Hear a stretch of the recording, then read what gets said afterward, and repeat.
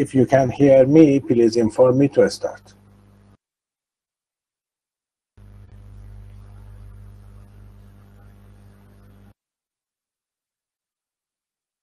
Okay, very good. Thank you. In the name of God, today in continue of previous lectures, we want to focus on Clostridium difficile. Clostridium difficile.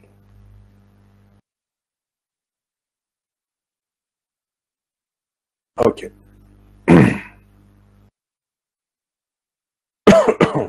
So, as its name shows, it is Clostridium and strictly anaerobic, gram-positive, and spore-forming bacillus.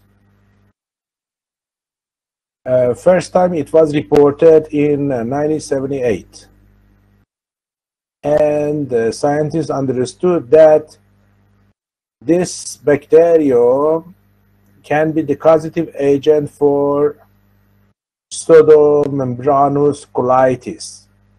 Colitis means infections of the large intestine.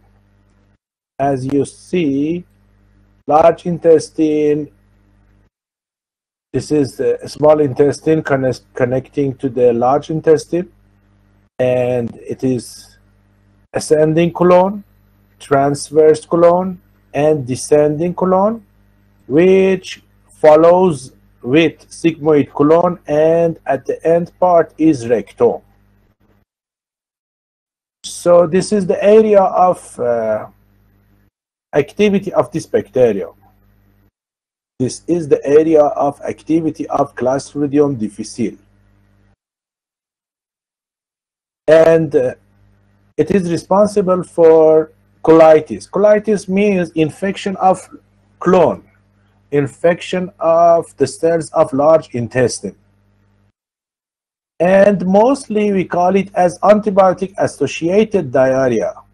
So those people which they are in hospital for a long time and they receiving many antibiotics daily, they are prone to have this infection. So pseudomembranous colitis and antibiotic associated diarrhea. Pseudomembranous colitis, as I told you, also called as antibiotic associated colitis or Clostridium difficile colitis, and it is an inflammation of the colon. Inflammation of the colon associated with overgrowth of the bacterium Clostridium difficile, often called as. You are currently the only person in this conference.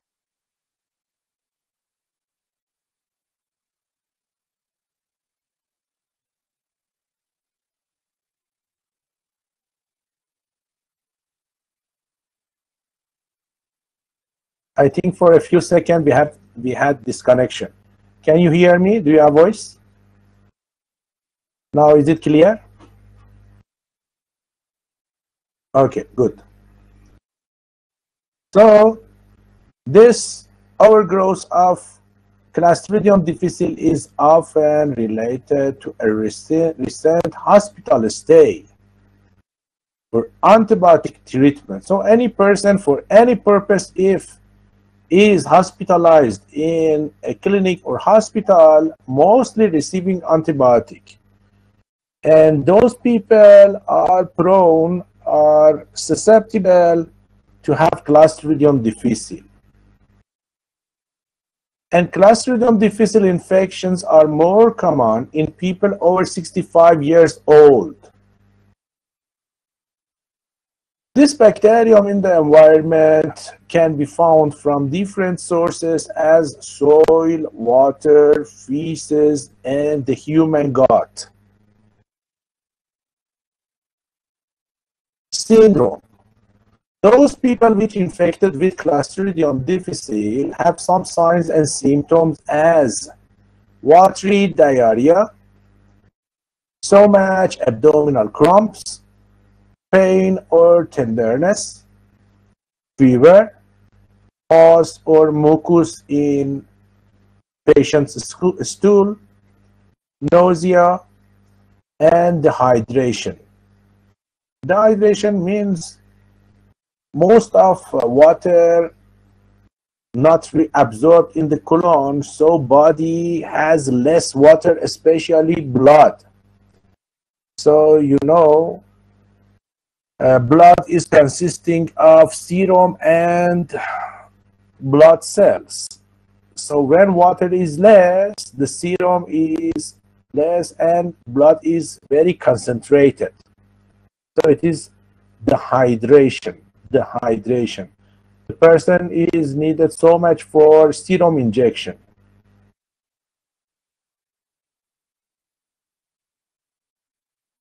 Multiple risk factors have been associated with Clostridium difficile infection. The most important of these are the use of antimicrobials. So many times we emphasize on using so much antimicrobials which can lead to Clostridium difficile. Hospitalization as well as advanced age. So old age, especially more than 65 years, to be in the hospital and using antimicrobial. These three things are very helpful for showing Clostridium difficile in one patient. Because patients over the age of 65 years often have multiple illness, they are more likely to be hospitalized, more likely to receive broad-spectrum antimicrobial agents for the management of the infection processes, and more likely to have long hospital stays. So it is why people with the age more than 65 years, more than the other people, may infected by Clostridium difficile. A recent respective study found that for every year of age, the risk for this infection increases 2%. This increased susceptibility is related to the changes in the fecal microbiota. So we have some normal flora in our intestine. Many times in different lectures, in different courses, in advanced bacteriology, in ecology, here in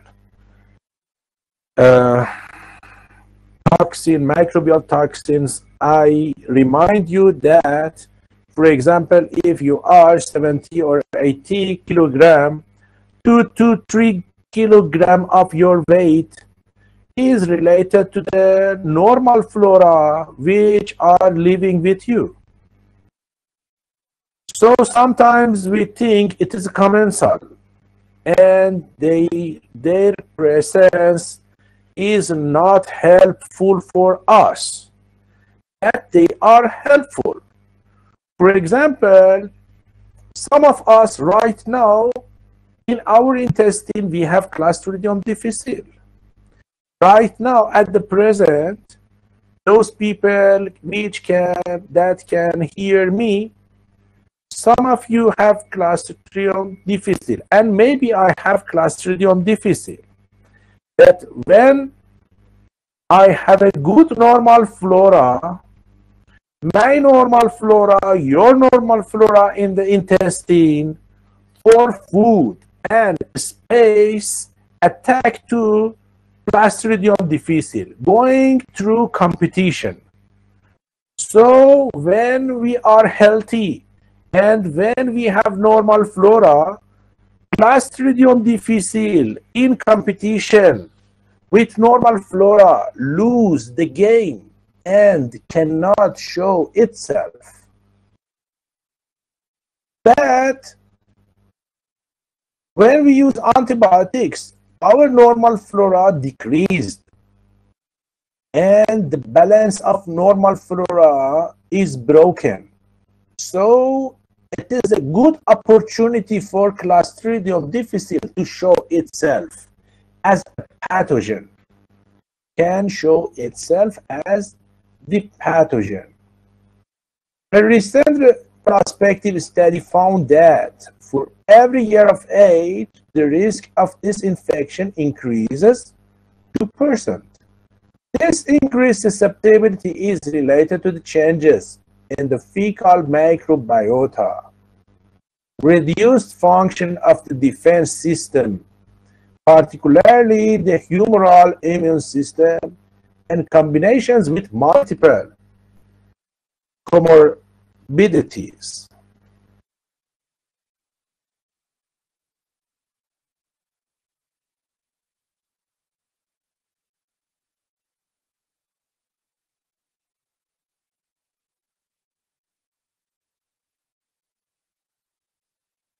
Okay, I'm waiting to a slide to be changed. Going through page 20.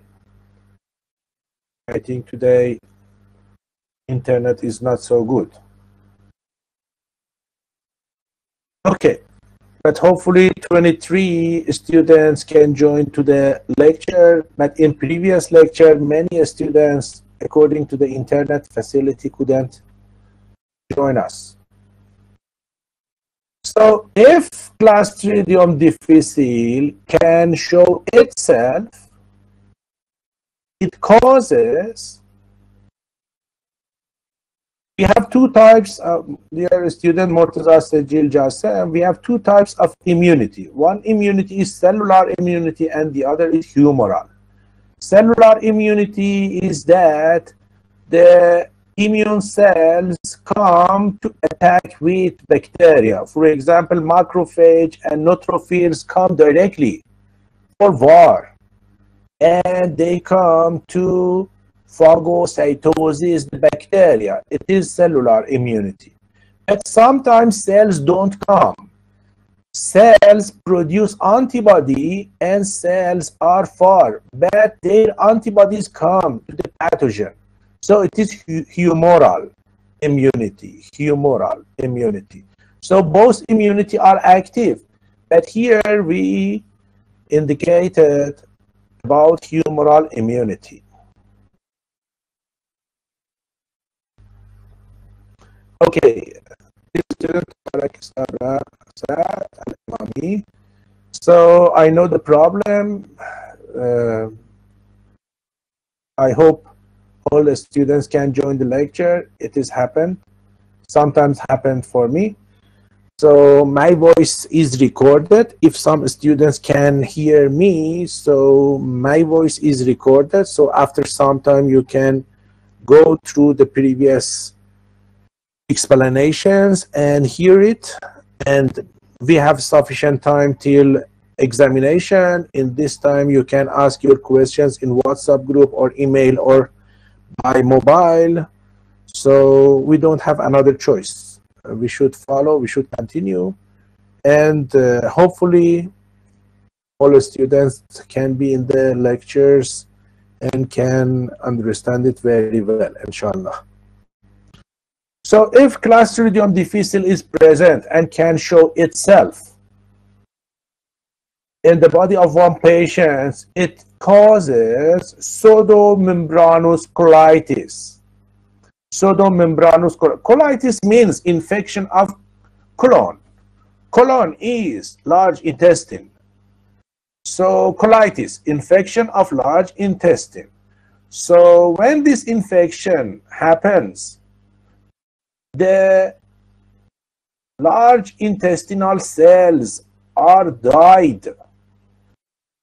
They are killed by the toxin of this bacterium, and this membrane, these cells as a membrane between lumen and deeper tissues are not working as an alive system. So we call it now, after infection, we call it those places which cells are dead. We call it pseudomembranous. Pseudomembranous. They are not active membrane. They are not live membrane. They are pseudomembranous colitis. toxic mega colon. So the colon of these people are bigger than normal size according to the effect of the toxin. Perforation of the colon and sepsis. So when cells of large intestine are killed, very easily those bacteria which are present in the intestine can go to deeper tissue, can go to the blood vessels, and according blood can go everywhere. When a large number of bacteria can reach blood, can remain, can grow, can multiply, we call it sepsis or septicemia. Sepsis or septicemia.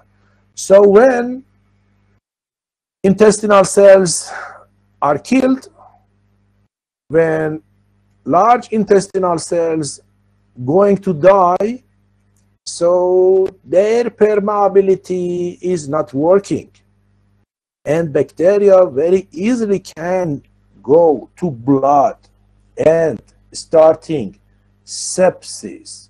And it is a hard situation. Going large number of bacteria to blood sometimes or occasionally leads to the death of the patient. It is a normal inhabitant of the gut microbial community of about 1 to 3% of adults. So in 1 to 3% of adults, this bacterium is present, but it is under inhibition, under suppression.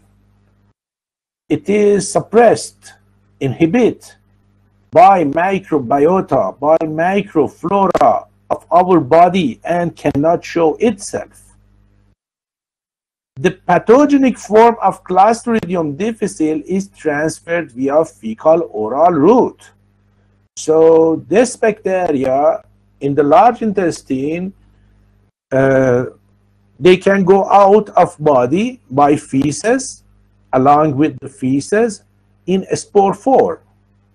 So spores of this bacterium are present in the environment, in water, on the vegetables, and if one person eat, can be infected. So the route is fecal-oral. It goes out from the body of patient by feces, and it go inside the body of sensitive person according to the mouth. So we call it fecal-oral route, as well as through spore dispersal. Clostridium difficile causes disease by producing the toxin. So the toxin is more important than the bacterium, because most problems coming from the toxin. Bacterium produce toxin, and toxin producing disease. And there are two types of toxin, toxin A and toxin B, that function to disrupt protein synthesis with the host cell, stopping protein synthesis and destroying cells and killing the intestinal cells. Clostridium difficile secrete toxin protein that are internalized by host cells. So in the lumen of large intestine, this bacteria produce toxin. Toxin penetrate the intestinal cells, but for penetration first should attach it. This toxin attached to intestinal cell by receptor-mediated endocytosis. They found their suitable receptors. It is what they attack to large intestine, because their receptors are there. Because the receptors of Clostridium difficile are in the large intestine, so they attack to large intestine. When they find their receptors on the large intestinal cells, they attach it. Then starting endocytosis. By endocytosis, toxin go inside the cytoplasm and disrupt cytoskeletal architecture, breaking the cells, killing the cells, and which leads to cell death. Toxin-mediated cell death results in the loss of intestinal barrier integrity. When toxin can kill in large intestinal cells, so the integrity between these cells are broken. So now there is not intestinal barrier integrity. So bacteria and toxins very easily can go underlying tissues, which in normal situation cannot. In normal situation, bacteria cannot go to underlying tissues. But after starting this disease, they can, and it is dangerous for the patient. The toxins are responsible for producing symptoms. Yes, all these symptoms are related to toxin. Indirectly to bacteria, because bacteria produce toxin and toxin producing symptoms. Such as what? Such as watery diarrhea, fever, loss of appetite, nausea, and severe abdominal pain. Okay, what is this toxin we are talking about? What is this toxin we are talking about? In this figure, you can see one complete toxin. In the left, this is N-terminal, and in the right, it is the C-terminal. It is schematic representation of Clostridium difficile toxin A and B. Toxin A and B have so much similarity and a few differences. So there are two toxins of Clostridium difficile, A and B. Mostly structure are the same. Mostly they are the same with little differences. For illustration purpose, only one toxin is shown. Only we focus on one toxin. Toxin A, molecular weight is 308 kilodalton, and toxin B is 269 kilodalton. Are each composed of 4 domains. 1, 2, 3, 4. The toxin of Clostridium difficile has 1, 2, 3, 4 domains. Their functions, which perform distinct function. Each has its own function. The schematic illustrates each domain, their function, and site of action. So, left side is N-terminal site, and right side is C-terminal site. Don't forget that it is a protein. This toxin is a protein. From right, first we can see RBD. RBD is receptor binding domain. So this toxin, by help of RBD, find receptor and attach to receptor. Okay, so RBD, receptor binding domain, is very important for what? For finding receptor and attachment. Cell receptor binding domain, binding of toxin and entry into epithelial cell. So by help of this complete toxin can bind to receptor, and by help of this trying for entry to the epithelial cell of large intestine. So RBD is extracellular action. It has an extracellular action. outside the cell trying to find receptor.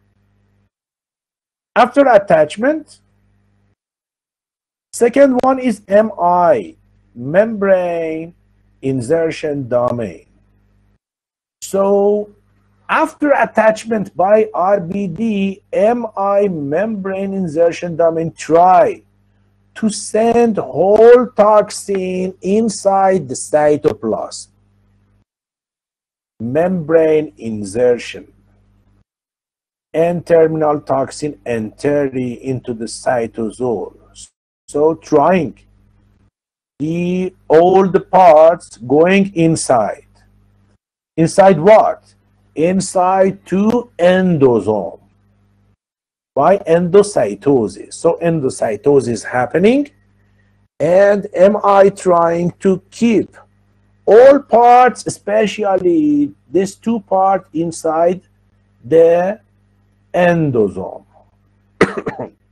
The third part is CP, cysteine protease domain. So it is an enzyme, cysteine protease enzyme. It is an enzyme, cysteine protease, and when this complete toxin is inside the endosome, CP helping for breaking, dissociating the catalytic part or GT, glucosyl transferase domain. So CP helping for cleavage, GT from the remaining toxin. So all of this, RBD, MI, and CP are look like a car, and GT is look like the driver. Which one is important? Driver is important. Car is manufactured for driver, for people. So these parts, RBD, MI, CP, are working look like a car, and when this car take driver to work or to home, then it is the time which driver going out the car, out of the car to work, out of the car to home. So CP is helping in cytosol for cleavage GT in N-terminal, and GT is starting the problem for intestinal cells. What is GT? GT is glucosyl transferase. As its name shows, it transfers glucose. Transfer glucose. Transfer glucose to what? Transfer glucose to RHO GTPase. Where? In the cytosol. After a few minutes, then we should understand when toxin attack to RHO GTPase, what happens? Okay? So we start a fire in the cell to this part. After a few minutes, we should see this fire happens to which part, which problems start for cell, for body, for patient. Okay, so don't forget C-terminal, N-terminal, RBD, MI, CP, GT, RBD, MI, CP as a car bring GT inside the cell, and GT start the problem. Okay, it is look like a car of a terrorist, and GT is look like a terrorist in our body, which wants have many problems in our cells. Now, in a better way, we want to see what happened. Schematic illustrations of Clostridium difficile toxin mechanism of action. Now we want to see what happened. One of these toxin, A or B, no difference, first bind the surface of epithelial cells. By what?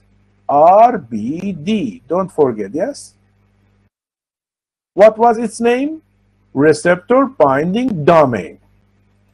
So, toxin binds surface epithelial cell receptors via RBD region of the toxin, and it helping and enhancing and promoting receptor-mediated endocytosis. After attachment, endocytosis is starting. After attachment of RBD, by help of this, endocytosis is starting and the complete toxin will be in an endosome. Now, toxin is inside intestinal epithelial cell in the cytoplasm, and it is inside an endosome. It is inside an endosome. Acidification of endosome encapsulated toxin start. Now, protons are coming inside the endosome. So what happened? Acidification. Acidification happens.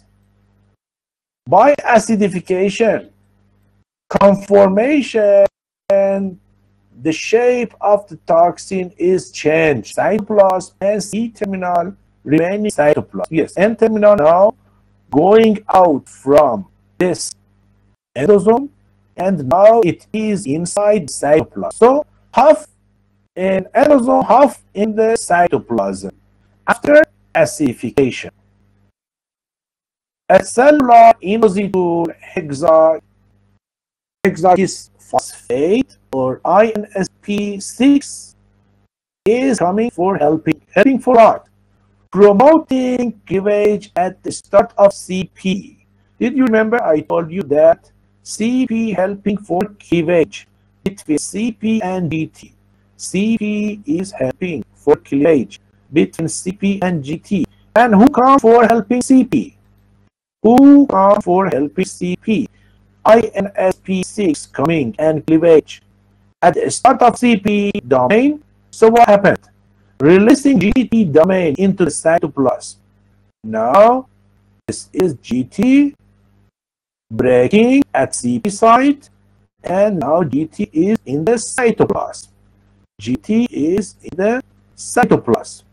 The GT domain transfer glucose moiety from UDP glucose.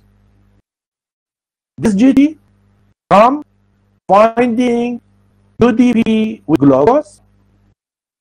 It looks like a shop. This shop have glucose. This toxin receive glucose.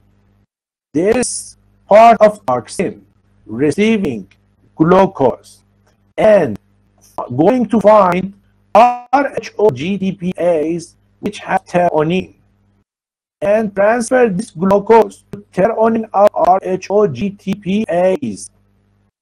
The GT domain, this red one, GT domain, you didn't forget, yes? GT domain, which now it is released from the other parts. The GT domain transfer a glucose moiety from UDP glucose, receiving glucose from UDP glucose, to theanine, give it to theanine residue on RHO-GTPase, which is located on RHO-GTPase. So what's happening? What's happening? This enzyme inactivated. So all the story is that Clostridium difficile produce a toxin, which part of this toxin can give glucose to theanine on this enzyme, and this enzyme inactivated. It's the whole story. So now we understand here is a fire. After this page, we want to understand this fire leads to which problems the patient. What is the fire? Inactivation of RHO-GTPase. Downstream effects. What happened for downstream effects? So after GT domain receiving glucose and give it to theanine or RHO-GTPase, trapping the signaling enzyme in an inactive conformation so make it inactive. Targeting the RBD domain with antibodies, so we can have toxins, antibodies, whatever, for interrupting toxin. The most important part is which part? This part for immunity is very important. So if we induce in 1% produce antibody against RBD, so this complete toxin never can attach to receptors and infection not reduced. So how can we stop this toxin? By antibodies which are effective on RBD. Targeting the RBD domain with antibodies, and antibody fragments may block toxin binding to cell surface receptors or prevent internalization of the toxin. So when the toxin cannot attach, cannot penetrate, cannot produce this, and cannot inactivate RHO GTPase. So we went half of the way. What was that? Clostridium difficile find a chance to produce toxin, which this toxin at the end stop working RHO GTPase.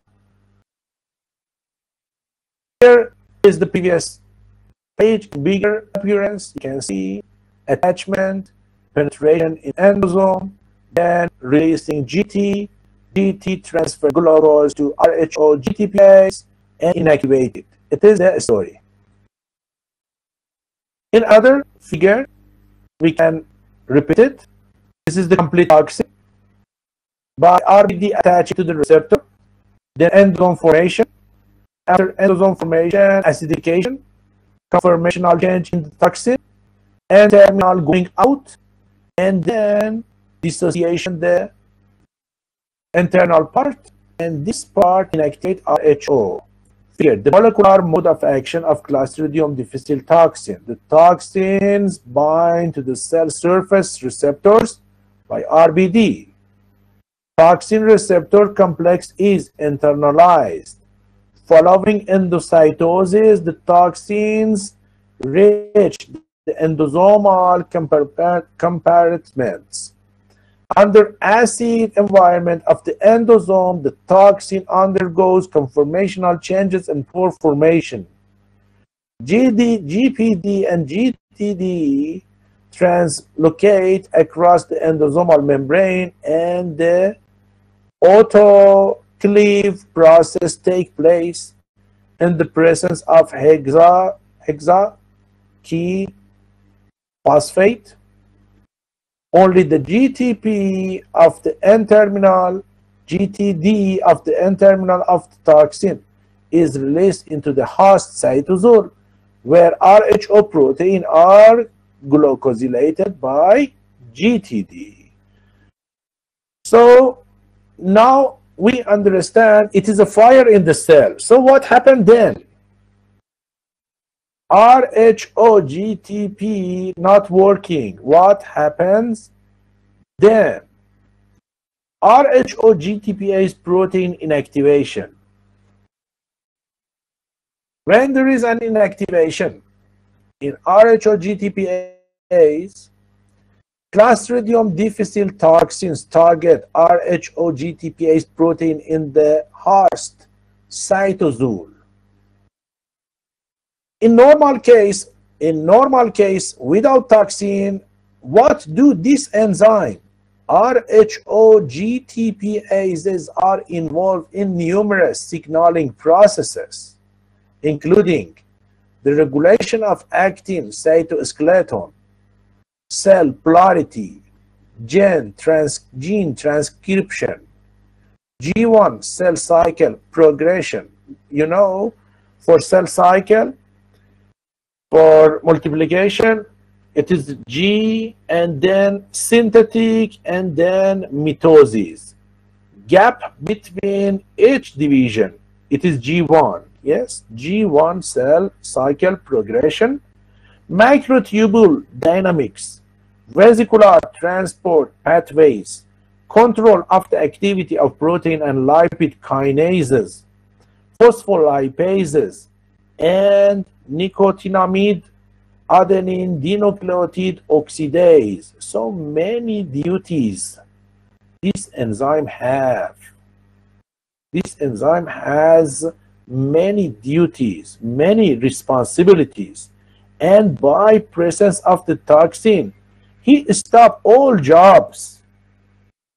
Furthermore, in respect to host pathogen interactions, RHOGTPases are essential for epithelial barrier function.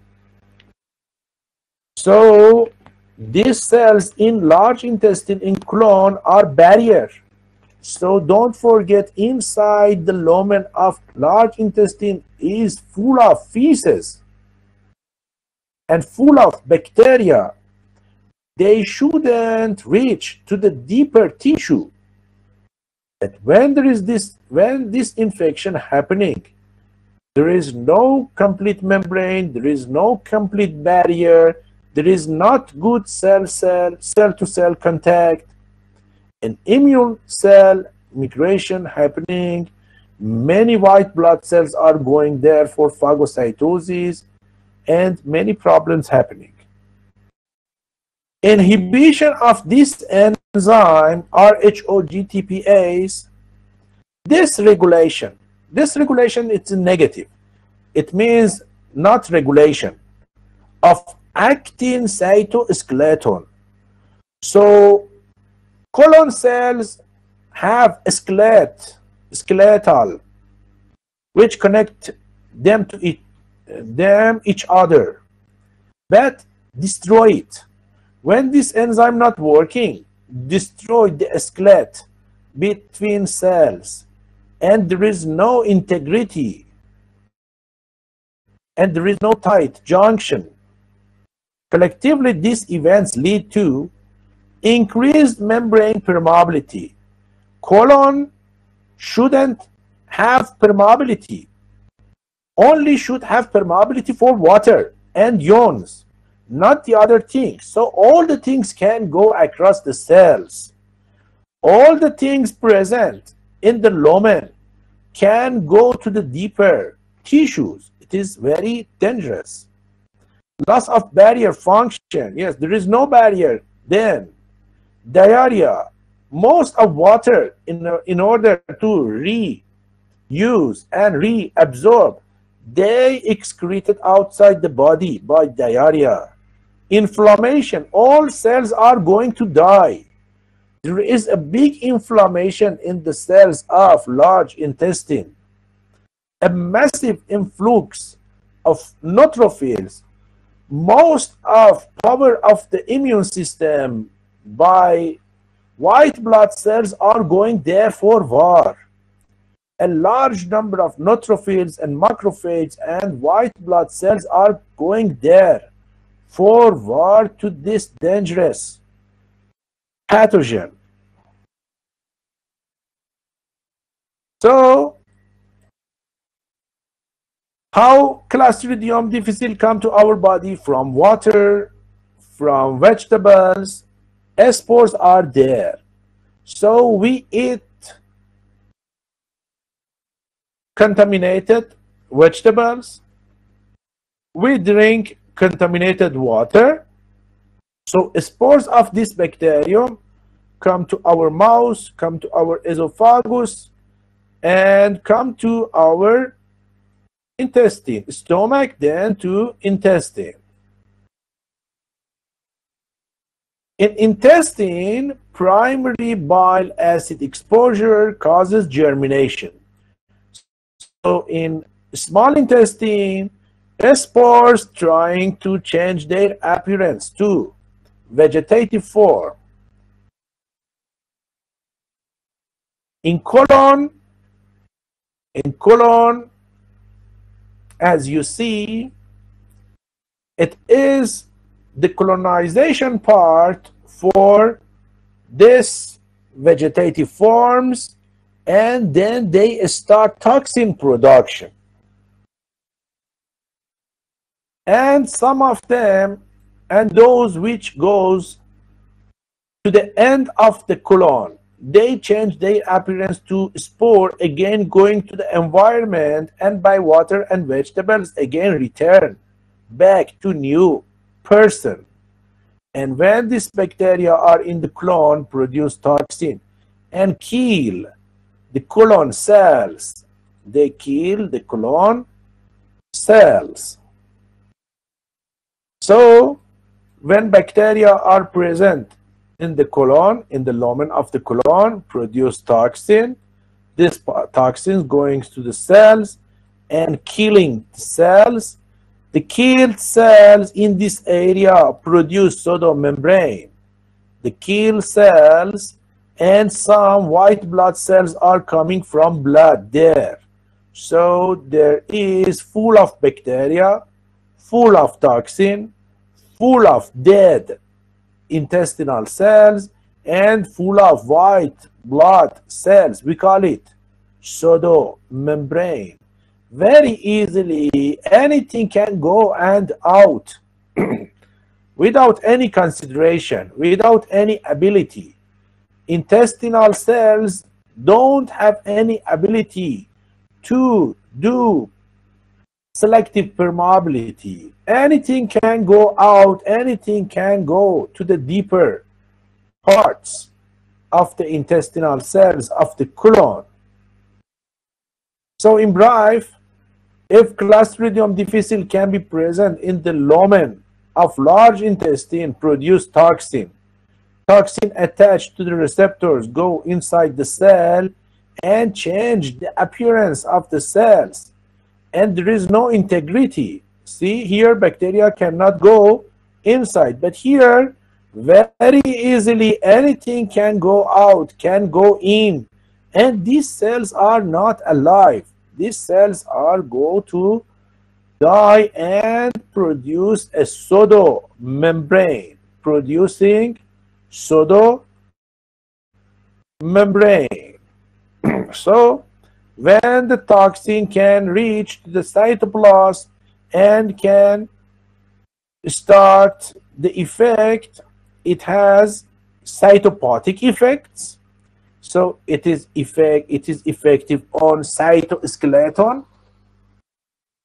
It is effective on cytoskeleton, destroy the cells, breaking the cells, and there is loss of cell-to-cell contacts,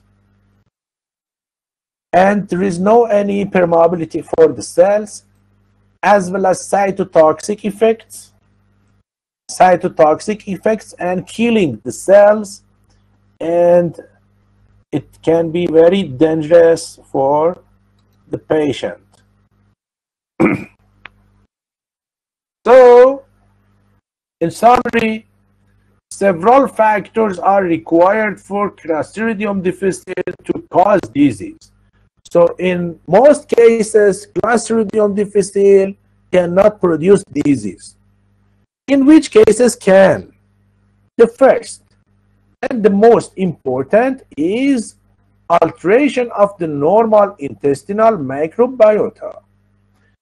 So if right now there is Clostridium difficile in my intestine, I am not anxious, I don't have any problem because my normal flora stop it. But if anything happens to my body and microflora in my intestine changing, going to unbalanced situation, then Clostridium difficile can show itself. This is usually caused by the use of antibiotics. So when it is necessary, we should use antibiotics. Sometimes we do self-treatment. For example, I feel I have sore throat, I go to cabinet and use some antibiotics.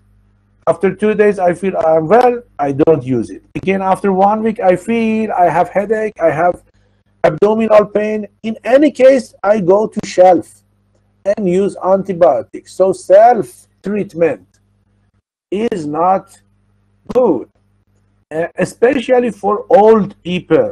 When one old person is at your home, You shouldn't give him antibiotic personally without prescription of a physician. This is usually caused by the use of antibiotics, especially clindamycin, penicillin, cephalosporin, and most recently fluoroquinolones. Although virtually all antibiotics have the potential to predispose patients to this infection. In the first stage of colonization, following alteration of the normal intestinal microbiota, when you use these antibiotics kill many normal flora of intestine. And in the first stage of colonization, following alteration of normal intestinal microbiota, when microbiota are in imbalance and are killed by antibiotics, then Clostridium difficile is active. First, protease facilitate penetration of the mucous layer of the intestinal tract by Clostridium difficile. Then there it adheres to enterocytes, the cells of intestine we call as enterocyte. Then this toxin can adhere to enterocytes or intestinal cells using a repertoire of adhesion. It then produces the release of toxin A and B, which cause multiple effects, among which apoptosis of epithelial cells should be highlighted, since this triggers the cascade of inflammation and clinical manifestation of the disease. So by presence, the N-terminal part of toxin inside the intestinal cells, inflammation and the other clinical manifestations will be started. Toxin A and B have monoglucoside transferase activity. They transfer glucose, which mediates glucosylation of RHO family protein, especially GTPase, RHO, RAG, and CDC. These proteins normally bind to guanosine triphosphate, GTP, and are involved in signal transduction and regulation of actin filaments in the host cell. As a consequence of this activity, the cytoskeleton becomes disorganized, causing changes in the cellular morphology, including opening the epithelial gap junctions responsible for maintaining tissue integrity. We didn't say any new thing. Those things which I showed you on the figure, now I had written here. You can have both figure as well as text. So I didn't say any new things. All these things were shown in previous photo. The production of toxin A and B by this bacterium is directly linked to the production of tumor necrotizing necrosis factor, release of pro-inflammatory interleukins, and increased vascular permeability. I told you when the fire is there, what happened then? It is what happened then. Tumor necrosis factor is activated and pro-inflammatory interleukin is produced and vascular permeability is increased. All of them are not good. These in turn are associated with different clinical manifestations of the disease, such as watery diarrhea, colitis, pseudomembranous colitis, and toxic megaclone. Toxin A is an enterotoxin. The toxins which are effective on intestine we call enterotoxin, that cause hypersecretion. Water not absorbed to body, water go out, run out. It is hypersecretion of fluid. And hemorrhagic with bleeding. So when intestinal cells are destroyed, many blood are coming to intestine and many bacteria go to blood. And hemorrhagic inflammatory process. Toxin B is a cytotoxin and an enterotoxin, both. Enterotoxin and cytotoxin that cause cell death by disruption of cytoskeleton. It is 10 times more potent than toxin A. So toxin B is more dangerous. Toxin B is more dangerous than toxin A. Toxin B is 10 times more potent than toxin A and is the virulence factor necessary for expression of the infection. Accordingly, strains which produce toxin B but not toxin A cause the most severe forms of the infection.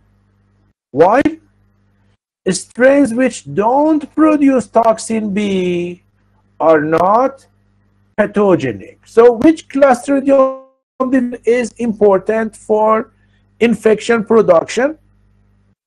Those strains which can produce toxin B are important. Toxin A producer are not important. They are not so much related to the disease. In the elderly, in the old people, host defenses against Clostridium difficile are damaged by senescence of the immune response resulting from comorbidities and physiological changes associated with aging. So when one person is very old, immune system is not working properly, microflora in the intestine are not in balance. Several in vitro studies have found that neutrophils of elderly patients are not efficient at phagocytosis and killing this bacteria. So humoral immunity, cellular immunity, and microflora, all of our defenses are not in a good situation when we are old. It is because these weak bacteria mostly can be the causative agent of infection in old people, not in normal, in mid-age people. It has also been determined that young adults who are infected have low serum IgG antitoxin levels, as well as poor ability to neutralize toxin A and B. So some people have problem for production of IgG. So those people which deficiency of production of IgG are more prone to be infected with this disease. So what did we say in general? What did we explain in general? We explained that we have normal flora. This is green. If any problem happens to normal flora by antibiotics, age, food, anything, if the balance of normal flora is stopping, so Clostridium difficile can reach the intestinal cells of colon. When bacteria can reach there, they can starting toxin production. They can start toxin production. Toxins can go inside the cytoplasm of intestinal cells of the colon. And we told you that toxin B is important. Toxin A is not important. And when the toxin is working, the skeletal cells, the appearance of cells is not normal. There are many gaps are opened for bacteria to come to the deeper parts of the intestine. There are many dead cells here. It is covered by many intestinal dead cells. It is full of bacteria. It is full of toxins. It is full of neutrophils and white blood cells. So we call this place pseudomembrane. Pseudomembrane, which bacteria very easily can down and blood easily can come out. Pseudomembrane. Because of this, we call this infection as pseudomembranous colitis. Colitis means infection of the intestine. And pseudomembranous, you can see here, it is not normal situation. It is full of dead cells and deformed cells, full of bacteria, full of white blood cells. It is what happened during the presence of Clostridium difficile, and it can show itself there. Okay, so today's lecture was not so long, but because many times I repeated everything, many times was repeated, it takes time, more than 1 hour. So please go through it. I know very easily you can understand it and you can memorize it for examination. You don't have any problem. If any question happening, ask me. So next week, next lecture is related to another Clostridium. Its name is Clostridium perfringens. Don't forget, Clostridium botulinum we explained in previous lectures. Clostridium botulinum. Clostridium tetani we explained. Clostridium difficile today finished. And the last Clostridium will be remaining for next week, and it is Clostridium perfringens. And we will go through it, and I understand very easily you can find it and you can memorize it. Okay, if there is any question, you can ask me. Is it anything? Thank you very much. I'm happy 18 students could join the lecture. Please help the other remaining ones. Please help those students which couldn't come to the lecture. So we think personal power and group power. We like both. So I like you have a personal power and I like you have a group power. Both together. Thank you very much. So our lecture over. We will meet each other next week at the same time. Okay. Thank you very much. Goodbye.